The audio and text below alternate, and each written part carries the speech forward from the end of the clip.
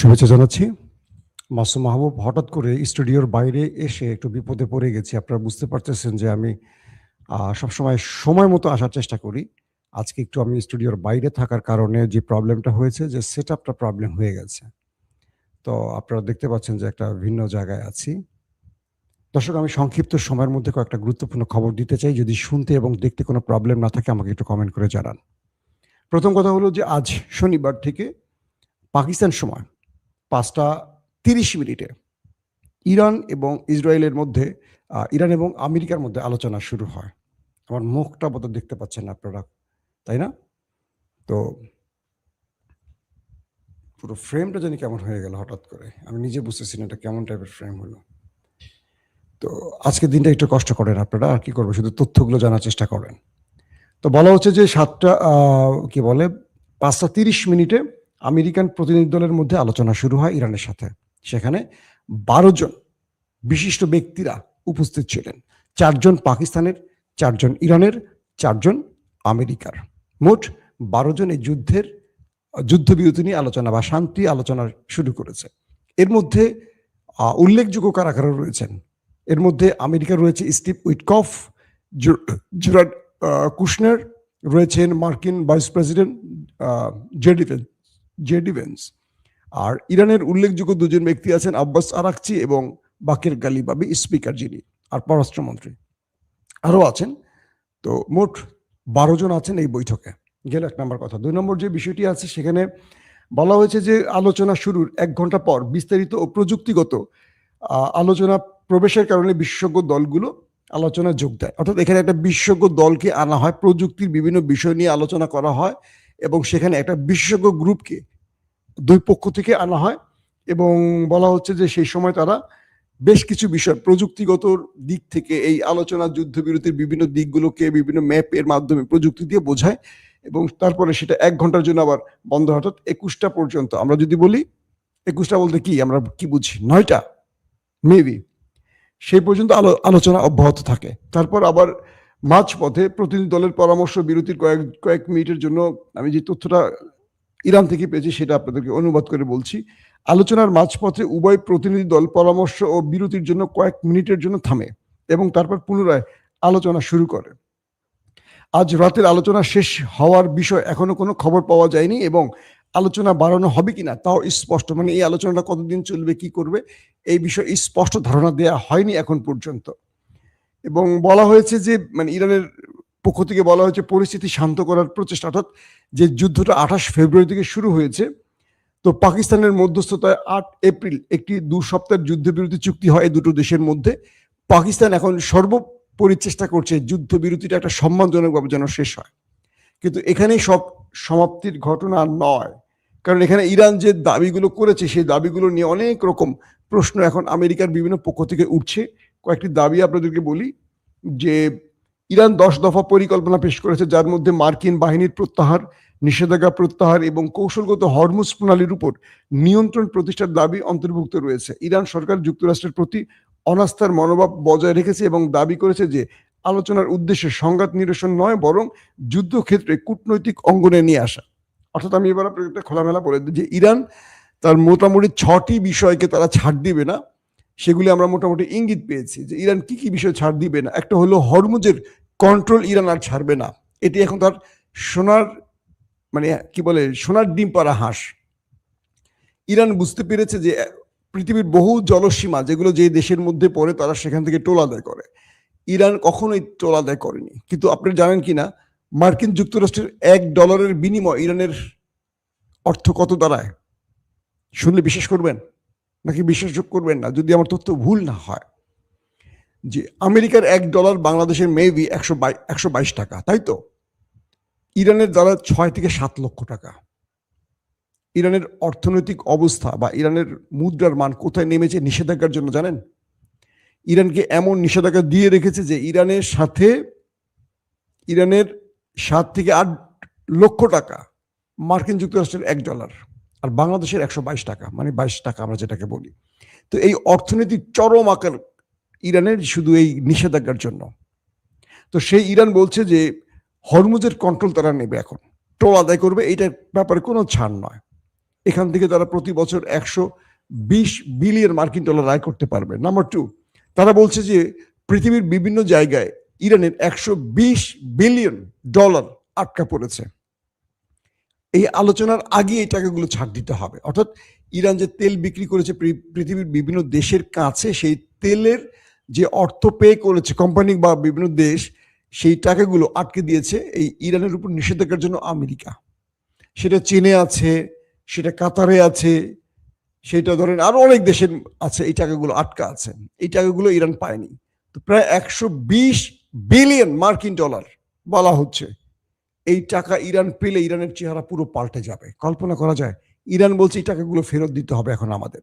দর্শক, তারপরে যে বিষয়গুলো আসছে যে ইরানকে নিষেধাজ্ঞা থেকে, ইরানের উপর যে নিষেধাজ্ঞা চাপিয়ে দেওয়া হয়েছে প্রায় 97-98 সাল থেকে, মানে 90 দশক থেকে, এই সকল নিষেধাজ্ঞা প্রত্যাহার করতে হবে আমেরিকাকে। আর নিষেধাজ্ঞা থাকতে পারবে না ইরানের উপর, এবং ইরানকে ক্ষতিপূরণ দিতে হবে।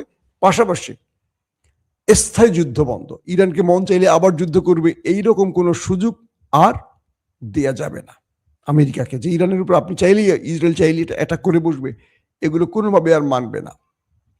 আমেরিকার দাবি খুব বেশি না, আমেরিকার দাবি এরকমই, ইরানকে নিউক্লিয়ার শক্তিশালী, মানে নিউক্লিয়ার বোমা বানাতে দেবে না, ইরানের ইউরেনিয়াম আমেরিকার হাতে দিতে হবে, ব্যালিস্টিক প্রোগ্রাম যেগুলো মেরে ইসরায়েলকে তামা করেছে সেগুলো রেঞ্জ কমাতে হবে। বানাক, কিন্তু রেঞ্জ ইসরায়েল পর্যন্ত যাবে না। আমেরিকার টার্গেট হলো ইসরায়েলকে রক্ষা করা।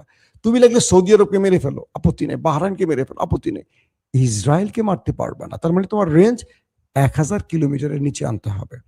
এইরকম কিছু দাবি হলো আমেরিকার। দর্শক, তো এই পরিস্থিতিতে এখন দেখেন, আজকের আরো কিছু গুরুত্বপূর্ণ কথা বলি, কারণ এই বৈঠকটির এখন সমাপ্তি হয়নি। আমি খুব চেষ্টা করছিলাম ভিতর থেকে তথ্য বের করার। বলা হচ্ছে এই 12 জন ব্যক্তির বাইরে কেউ কিছু জানে না। মার্কিন গণমাধ্যম এখন স্পষ্ট কিছু বলেনি, পাকিস্তানের গণমাধ্যম কিছু বলছে না। মানে এটা খুব রুদ্ধতা টাইপের একটা বৈঠক। এটা হয়তো স্পেশালি কেউ অ্যানাউন্স করবে, হতে পারে ডোনাল্ড ট্রাম্প অ্যানাউন্স করে জানাবে, বা ইরানের পক্ষ থেকে মুস্তফা খামেনি অ্যানাউন্স করতে পারে, বা পাকিস্তানের শাহবাজ শরীফ অ্যানাউন্স করতে পারে। ভেতর থেকে কোনো আলোচনার তথ্য আমরা পাচ্ছি না, যতটুকু পেয়েছি জানিয়েছে। এখন আসেন মূল খবরে।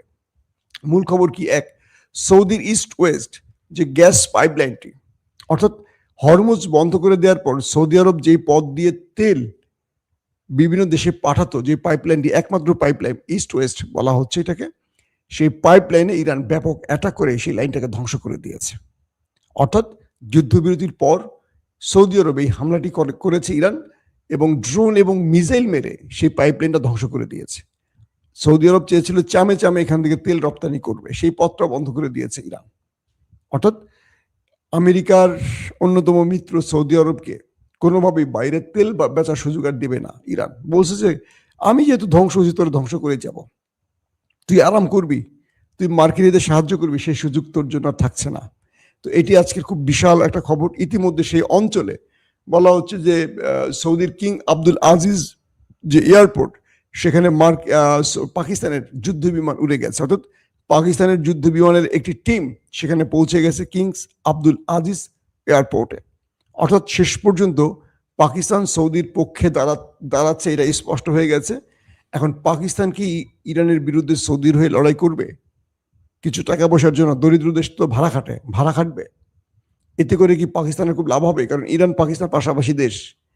আমেরিকার বা সৌদির থেকে পাকিস্তান যতটুকু মূল্য পাবে, ইরানের মিসাইলে তো পাকিস্তানের মোটামুটি 12টা বাজিয়ে ফেলবে। হ্যাঁ, পাকিস্তান শক্তিশালী দেশ, পারমাণবিক আছে, চাইলে কি পারমাণবিক মারতে পারবে? আমার ধারণা আমেরিকা যেহেতু সাহস করেনি, পাকিস্তান সাহস করবে কোন যুক্তিতে? তো এই মুহূর্তে পাকিস্তানকে নিউট্রাল থাকতে হবে। যদি যুদ্ধবিরতি আলহামদুলিল্লাহ হয়ে যায়, ভালো কিছু রেজাল্ট আসে তো ভালো, আর যদি না আসে, যেমন সৌদিতে যে ইস্ট ওয়েস্ট পাইপলাইনে হিট হয়েছে, এটার যদি প্রতিশোধ নেওয়ার জন্য আবার নেক্সট কোনো ইরানের হামলার পর পাকিস্তান গর্জে ওঠে, পাকিস্তানের যুদ্ধে চলে আসে, তাহলে যুদ্ধটা আরো পক্ষ বাড়বে। অর্থাৎ পাকিস্তানকে এটার জন্য ভালো মাসুল দিতে হতে পারে, ইরানকেও দিতে হবে, পাকিস্তানকেও দিতে হবে। তারপরের যে বিষয়টি হলো সেটি হলো যে আজকে একটা খুব দুর্দান্ত খবর পেলাম, সেটি হলো হরমুজ প্রণালীতে আমেরিকার ওয়ারশিপ যুদ্ধজাহাজ অনেকটা গোপনে অথবা পরীক্ষামূলক হরমুজ প্রণালীতে প্রবেশের চেষ্টা করেছে। তো আমেরিকা যখন পাকিস্তানে আলোচনার টেবিলে হরমুজ প্রণালীতে কি করে মার্কিন যুদ্ধজাহাজ এলো, ইরান যখন জানলো যে মার্কিন যুদ্ধজাহাজ আসছে, তখন ইরান সঙ্গে সঙ্গে সেখান থেকে তথ্য জানালো পাকিস্তানে যারা এই আলোচনার টেবিলে বসতেন বাকের গালিবাফ এবং আব্বাস আরাকচির কাছে, যে আমেরিকা উদ্দেশ্য প্রণোদিতভাবে হরমুজ প্রণালীতে তাদের ওয়ারশিপ যুদ্ধজাহাজ পাঠিয়েছে, আমরা 30 মিনিটের মধ্যে সেই জাহাজ উড়িয়ে দেব। কে বলছে? আইআরজিসির নৌশাখা। যদি আমেরিকা তার জাহাজ নিয়ে 30 মিনিটের মধ্যে মোড় ঘুরে এখান থেকে পালিয়ে না যায়, 30 মিনিটের পরে জাহাজ থাকবে না, এটা ডুবে যাবে, ক্রুরা সব শেষ হয়ে যাবে। সঙ্গে সঙ্গে আব্বাস আরাকচি, বাকের গালিবাফ যারা এখন পাকিস্তানে আছেন, তারা আমেরিকার যে টিমটি এখন শান্তি চুক্তির আলোচনায় বসছেন, তাদেরকে জানিয়ে দিয়েছে যে আপনাদের যুদ্ধ জাহাজ হরমুজ প্রণালীতে কি করছে। 30 মিনিট সময় আমাকে আইআরজিসি দিচ্ছে, জাহাজকে এখনই ভাগতে বলে, নাহলে খেয়ে দিবে। আমেরিকার গণমাধ্যম কি বলল? ইরানের হরমুজ প্রণালীতে ঢুকে পড়েছে আমেরিকার জাহাজ। আসলে মিথ্যা খবর। সত্য খবর কি জানেন? ইরান যখন 30 মিনিটের সময় দিয়েছে, ওই 30 মিনিটের মধ্যে মার্কিন জাহাজ মোড় ঘুরে উঠে পড়ে পালাইছে হরমুজ প্রণালী থেকে। বুঝতে পারছেন? একদম হরমুজ প্রণালীতে গিয়েছিল একটা ক্ষেত্র তৈরি করতে, যে ওরা ঢুকবে, ইরান মিসাইল মারবে, তারপর ইসরায়েল খুশি হয়ে বলবে আমেরিকার উপর তো ইরান হামলা করেছে, আর যুদ্ধবিরতি চলবে না। কিন্তু ইরান ধৈর্য ধারণ করছে, কন্ট্রোল রুমে জানাইছে, পাকিস্তানের আলোচনার টেবিলে এসে সেখান থেকে জাহাজকে সরে যেতে বলা হয়েছে, যারা আর ইরানের ভয় চলে গেছে। ইরান 30 মিনিট পার হলেই হিট করে বসতো, তাদের পুরো মিসাইল এবং ড্রোন রেডি ছিল, জাস্ট নির্দেশ আসতো, হিট করে বসতো। গেল একটি খবর। এই মুহূর্তে ইরান সবচেয়ে চমকপ্রদ একটা খেলা খেলছে, কি জানেন? সেটি হলো হরমুজ প্রণালী। এটা ইরানের জন্য সবচেয়ে বড় নিউক্লিয়ার হয়ে গেছে।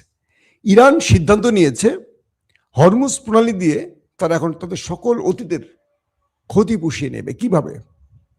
যেটা বললাম যে মার্কিন ডলারের $1 সমান ইরানের 6-7 লক্ষ টাকা।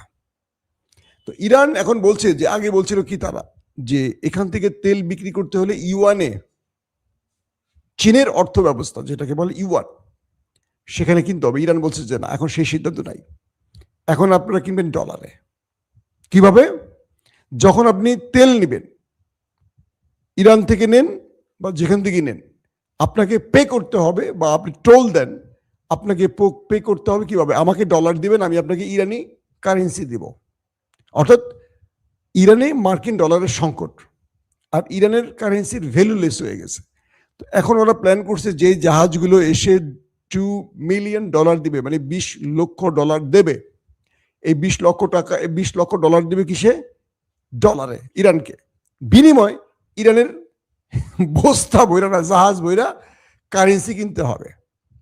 এতে করে ইরানের কারেন্সির ভ্যালু বেড়ে যাবে, আর ডলার আস্তে আস্তে ইরানের কাছে বাড়বে। আমি কি বুঝতে পারছি আপনাদেরকে? যারা একটু অর্থনীতি বুঝেন তারা হয়তো আমার চেয়ে ভালো বুঝবেন। অর্থাৎ ইরানের যে কারেন্সির মান কমে গেছে, $1 সমান আর 6-7 লাখ টাকা ধরেন, তথ্য কিছুটা কিঞ্চিত এদিক ওদিক হতে পারে। আমি ইরানের একজনের সাথে কথা বলে কারেন্সির মানটা জানার চেষ্টা করছি, সেই হিসাবে বললাম, যদি ভুল না হয়। তো ইরান এখন কি করবে? তার দেশের ডলার সংকট আছে, আমেরিকা ডলার নিষেধাজ্ঞা, তাদের উপর নিষেধাজ্ঞা দিয়ে রাখছে। এখন যে জাহাজগুলো যাবে $20 লক্ষ দিবে, এই $20 লক্ষ দিবে কাকে? ইরানকে, ডলার। তার মানে ইরানে ঢুকে গেল $20 লক্ষ। বিনিময় ইরান থেকে তারা ইরানি কারেন্সি কিনবে, এই টাকা দিয়ে পে করবে ইরানি টাকায়। এতে করে ইরানের টাকা, মানে ইরানের মান, অর্থনীতির বা যেটাকে বলি কারেন্সির মান বেড়ে যাবে।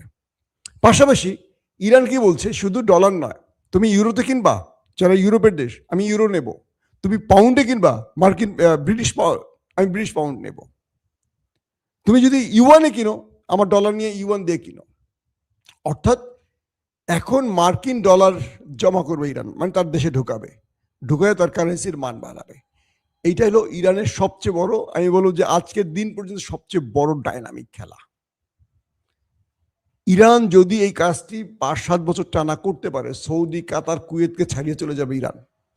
এক তো বড় আয়তনের দেশ, গ্যাস তেল ওদের চেয়ে কম নয়, ওদের রয়েছে এক্সট্রা ইনকাম হরমুজ প্রণালী, প্রতি বছর 120 বা 100 বিলিয়ন মার্কিন ডলার আয় করবে বছরে।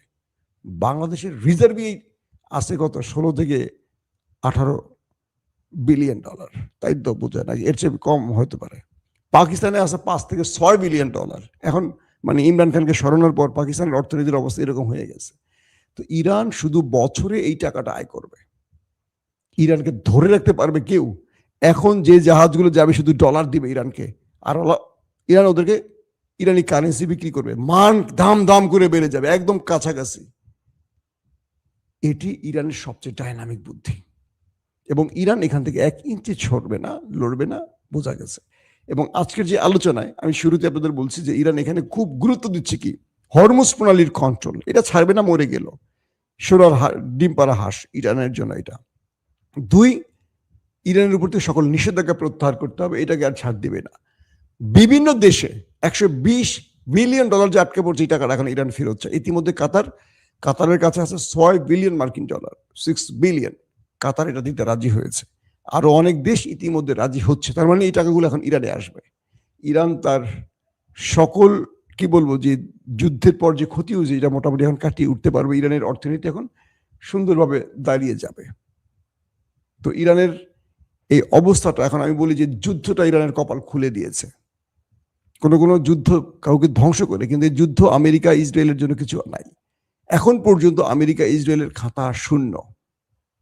দর্শক, বিদায় নিতে চাই আজকের মতো। ইনশাআল্লাহ আগামীকালকে থেকে আবার লাইফ সেট আপটা চেঞ্জ করতে হবে। ভালো থাকবেন, আল্লাহ হাফেজ।